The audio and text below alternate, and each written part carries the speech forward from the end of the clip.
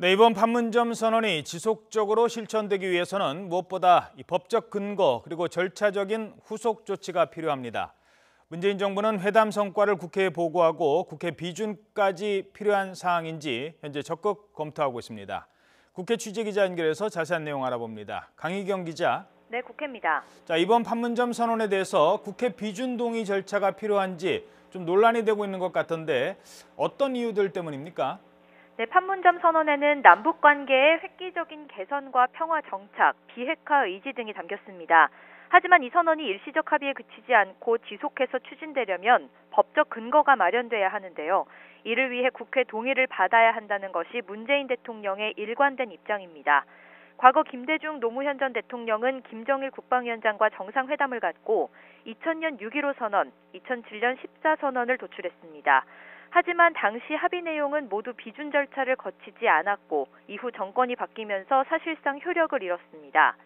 이런 점 때문에 앞서 문 대통령은 지난 정상회담 준비위원회에서도 이번 남북정상회담에서 합의가 나오면 과거 두 차례 정상회담에서 합의한 내용을 담아 국회 비준을 받도록 준비하라고 지시하기도 했습니다. 문 대통령은 우선 동의 여부와 무관하게 회담 결과를 국회에 설명하고 국민 의견도 수렴할 계획입니다. 하지만 남북관계 발전에 관한 법률에서 중대한 재정적 부담이 생기는 남북 합의는 국회 동의를 받아야 한다고 규정하고 있어서 향후 북미 회담 등에서 대북 제재가 풀릴 경우 국무회의 심의와 대통령 비준에 이어 국회 비준 동의를 받아야 합니다. 국회에서는 상임위를 거쳐 최종적으로 본회의 표결을 통과해야 하는데요. 제적위원 과반 출석의 과반 찬성으로 비준 동의안을 처리할 수 있습니다. 자, 그렇다면 여야 공감대를 형성하는 게 필수적일 것 같은데 전망은 어떻습니까? 현재 국회 재석위원은 293명으로 과반을 위해서는 최소한 147석이 필요합니다.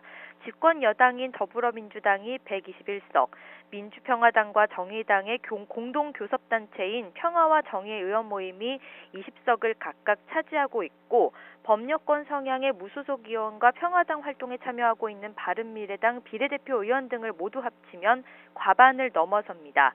국회 비준 동의 필요성에 대해서는 여야도 대체로 공감하고 있는 분위기입니다.